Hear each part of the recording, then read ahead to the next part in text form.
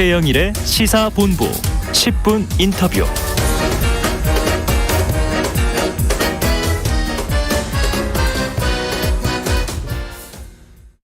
사랑하는 국민 여러분, 지난 일주일 기다리고 지켜보았습니다. 더 이상의 무의미한 과정과 시간 정리하겠습니다.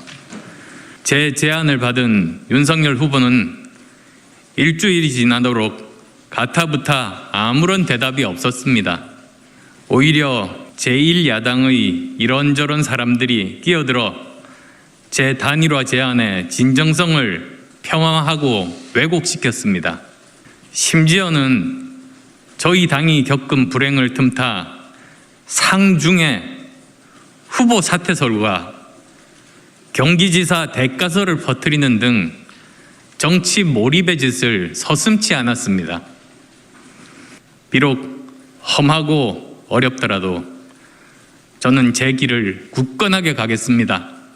어떤 상황에서도 불의와 타협하지 않고 손해를 보더라도 바른 길을 가겠습니다. 최영일의 시사본부, 최영일 평론가가 휴가 간 사이 오늘 진행 맡은 저는 강유정입니다. 화제 이슈를 짚어보는 10분 인터뷰 시간입니다. 국민의당 안철수 대선 후보가 어제 윤석열 국민의힘 후보와의 단일화 결렬을 선언했습니다. 제 길 굳건히 가겠다라며 대선 완주 의사를 밝혔는데요. 국민의당 선대위 최진석 상임선대위원장과 관련 얘기 나눠보겠습니다. 위원장님 안녕하세요. 안녕하세요. 네, 많이 바쁘시죠? 예, 바쁩니다. 네. 지난주 안타까운 사고가 있었습니다. 예. 장례 마무리하고 다시 선거운동 복귀하셨는데요. 예. 마음도 참 불편하셨을 듯하고 그렇다면 이제 다시 어떤 마음으로 좀 선거운동에 임하고 계신지요? 뭐 마음이 따로 있겠습니까? 또 열심히 선거운동 해야겠다는 마음인데 그 마음 뒤편에는 항상 그 돌아가신 두 분을 애도하고 그다음에 아직도 병원에 계시는 분의 쾌유를 빌고 그다음에 또 다른 버스에서 또 네. 어떤 그 이상 증세를 느끼셨던 네. 분들에게 위로를 전하고 또 사과의 마음을 갖는 거 그런 자세로 선거운동에 임하고 있습니다. 네. 안철수 후보께서 이제 재개한 선거운동의 첫 행보가 코로나 의료봉사를 택하셨습니다. 어떤 의미가 있을까요? 지금 우리나라에서 가장 큰 문제 중에 하나고 또 그 문제를 해결하는 능력을 가진 후보임이 분명하고 그렇기 때문에 국가의 가장 중요한 문제를 해결하는 적임자다라는 것을 표현하기 위해서 그러시지 않았을까요? 예. 아무래도 이제 의사시기도 하셨으니까. 그렇죠. 예, 네, 네. 예. 네, 안철수 후보께서 어제 오후 기자회견 열었습니다. 일주일 넘도록 윤석열 국민의힘 후보 답이 없다. 소모적인 단일화 논쟁 이제 접겠다라고 밝혔습니다. 이 배경이 어떤 걸까? 이런 결단이 나오기 쉽지 않았을 텐데 배경에 대해서 좀 여쭤보겠습니다. 그런데 그 배경은 지금 사회자님께서 말씀하신 데 다 들어있는 것 같아요. 네. 그러니까 진정성 있는 제안을 했음에도 불구하고 그 제안에 대한 그 후보의 어떤 그 답변이 오지 않았고 네. 그다음에 그 과정에서 또 많은 그 안철수 후보께서는 기자회견에서 그 몰입해라고 표현하셨는데 네. 그런 일들이 계속 생기고 그러니까 그 후보께서는 그 단일화에 의사가 없다. 네. 설령 의사가 있더라도 이것은 어떻게 그 굴욕 그 제압하려는 네.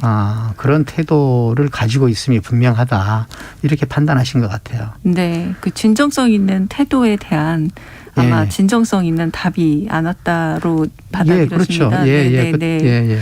그러니까 단일화와 관련해서 이제 양당 관계자들은 아무래도 이제 실무진에서 예. 물밑에서 꾸준히 대화한 것으로 좀 알려졌습니다. 국민의힘 쪽에서는 오히려 단일화plan 관련하는 과정에서 상당히 분위기 좋았다 이렇게 얘기가 나오고 있거든요. 그렇지만 그 단일화 실무 협상을 누가 했는지 어떻게 했는지 모르지만은 네. 그 과정 그 안철수 후보는 그 단일화 이후를 더 중요하게 생각하거든요.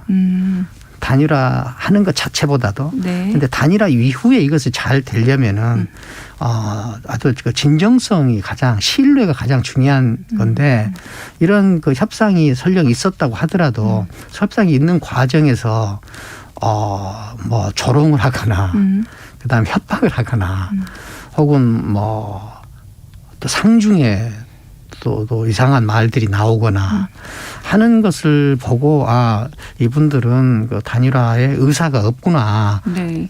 판단하신 것 같아요. 네, 결국은 이 말씀하신 게 약간 오고 가는 말 속에서의 태도 문제와 네. 그리고 한편으로는 유세차량 그 사고 관련한 국민의힘 이준석 대표가 한 발언 문제가 저는 바로 좀 연상이 되는데 이런 말을 했단 말이에요. 제가 이제 인용을 하자면 고인이 불시에 돌아가셨는데 고인의 유지를 어디서 확인하나와 같은 등의 발언이 방금 말씀하신 좀 어떤 태도의 문제나 진정성 문제에 있어서 하나의 좀 기준이 됐나요? 그것이 그것 한 번만 있었으면은 물론 괜찮겠죠. 네. 근데 사실 저는 그 이야기를 듣고 깜짝 놀랐어요. 네. 어떻게 이런 말까지도 가능한가. 이 정치라는 것은 주목으로 하지 않고 말로 하는 게 정치거든요. 그러니까 그 말의 수준과 깊이가 그 정치의 수준과 깊이를 나타내는데 네. 이런 말까지 통용될 정도로 그것도 공당의 대표 입에서 나올 정도로 우리 정치는 이렇게 이 정도까지 됐는가 하는 생각을 하면서 이렇게 깜짝 놀랐어요. 그런데 그 전에도 이 협상 파트너라면은 그러니까 사퇴를 하라고 하거나 네. 그다음에 또 뭐 도지사직을 한다거나 네. 막 이런 말들을 할 수 없지 않겠습니까? 네. 예, 그러니까 이게 정치 공학적이고 기능적인 면에서는 이런 방식으로 하는지 몰라도 이 안철수 후보는 이런 그 신뢰가 튼튼하지 않은 상태에서 이루어지는 어떤 협상도 의미가 없다. 그리고 설령 그것이 협상이 순조롭게 되었다고 하더라도 협상 이후에 건강한 진행은 불가능하다라는 생각을 가지고 계세요. 그 기본적 자질도 말씀하셨는데 그러면 아무래도 이준석 대표가 공개 사과를 한다거나 뭐 대표직 사퇴 뭐 이런 식의 대응이나 혹은 반응도 좀 필요하다고 보시나요? 그걸 지금 제가 뭐 예단하기는 어렵지만은 어떤 그 앞에 있는 그 문제들을 제거하고 그다음에 그 진정성을 표현하는 그것은 굉장히 필요하지 않겠습니까? 네. 그렇게 해가지고 협상이 다시 재개될 것이다, 저 것이다까지는 제가 말할 그 입장이 아니고. 필요할 듯 보인다. 근데 안 후보께서 당초 여론조사 방식의 단일화를 제안했을 때부터 국민의힘에서는 그 방식에 응하지 않을 걸 알고 제안한 거다. 그러니까 애당초 단일화하지 않겠다는 단일화 제안이다라는 평가도 있었고 정치관리각에서 당연히 좀 아니다라고 말이 있었는데 어떻게 생각하시나요?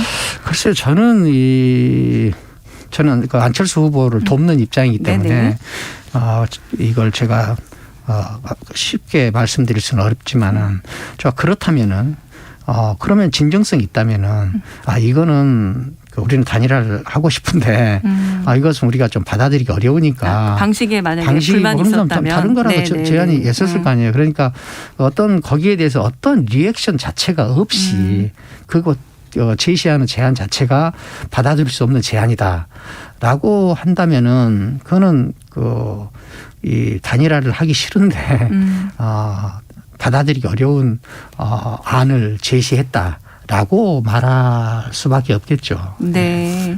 그래서 이제 국민의힘 측에서는 그래도 단일화 문이 닫힌 게 아니다라고 얘기를 하고 있고 정권 교체를 위한 노력을 계속해 나가겠다라고 밝히고 있는데 여전히 발표하셨지만 단일화 문이 다시 열릴 가능성이 있는가 없는가에 대한 질문은 꾸준히 이어지고 있습니다. 그런데